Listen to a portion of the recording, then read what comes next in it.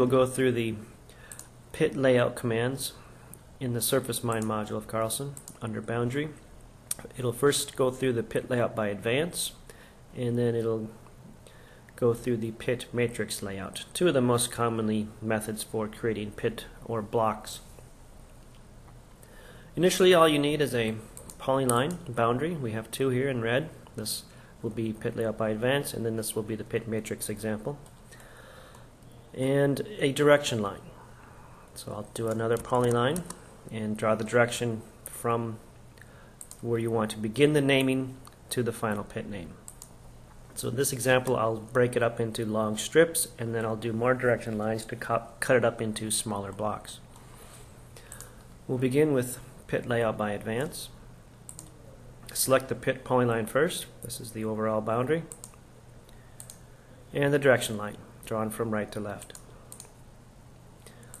I will use a 180 foot wide pit. We'll start numbering them with pit 1, increment by 1, so it'll go with 1, 2, 3. Put them in this new layer called pits, and we'll start the 180 foot measurement at the intersection of the direction line and perimeter, so it'll start right there. And I'll retain the original boundary just so we keep that. Hit OK.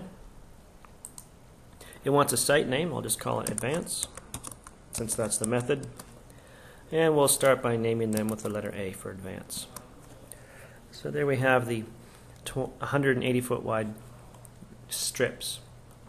Now we're going to run it again on these to show you how to break these up into blocks based on stationing, for example. So I'll draw another polyline from the south end, and actually I'll go right to the midpoint. Ortho is on, we'll go straight up. And I'll just move it down a little bit so it extends through the pit on both ends. And then instead of doing a copy, what we'll do is just the AutoCAD array command. And I'll do just one row, and we'll do about 28 columns. And I'll offset that negative 180 to the left. Select the object, which is this, and preview. So we did about 4 extra, which is fine. I'll hit right click to accept the array. And I'll just erase these on the far left side. We don't need those direction lines. So now I'm going to break these up into blocks, and they're all going to start down at the south end for naming, and we'll do about every 500 foot block. So we'll go with 0, 500, 1,000 for block names. And it's the same command. You just run boundary, pit layout by advance. This time I'll pick those pit lines, and before I do this, let me isolate that layer. I'll do an isolate layer on that and that, just to give us a little cleaner selection. Now that we have the array, I will run it again, pit layout by advance. Select the pit lines. We'll just do a window and grab the strips, and then right away select the direction polylines. We'll start that at 0 sub number, increment by 500, and we'll do a 500 foot block also. And we're going to do that from the start of the direction line. That way it starts measuring up 500 feet at the beginning of this line. Hit OK. And there they are, the 500 foot blocks down the strip. And we'll give these a quick identify pit polyline and pick inside. There is A-1-0.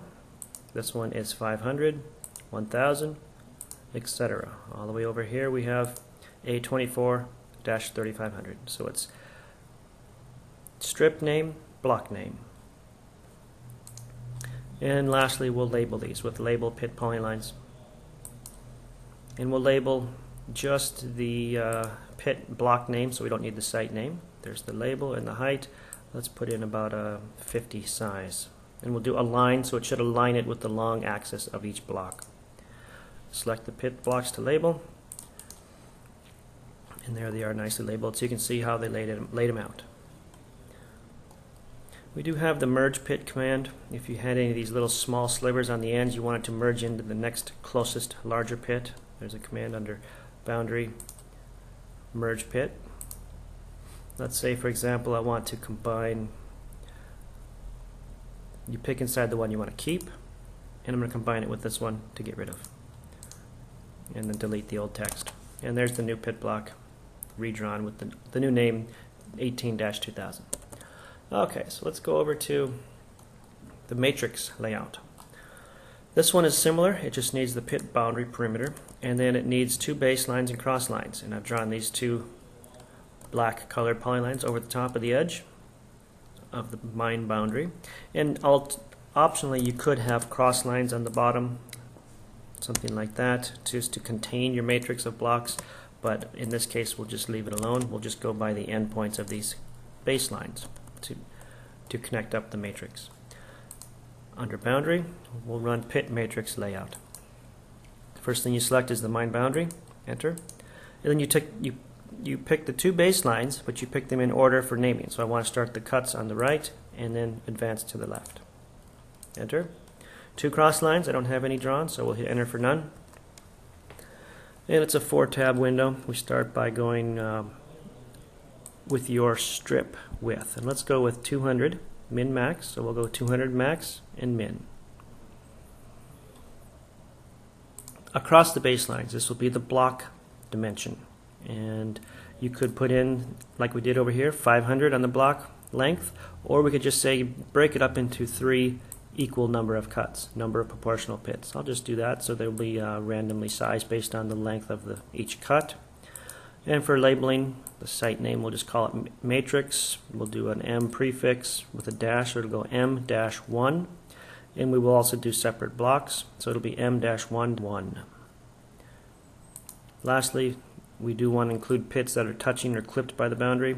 There's the layer it'll put them in, and it also will assign direction right away for scheduling. Hit OK, and there they are. And we'll just label those up to confirm they have names with label pit polylines, label pit site names. Same size, looks good. I'll just hit OK. Select these pits to label, and there they are. M-11, M-12, M-13. So this concludes the movie on pit layout by Advance and pit matrix layout.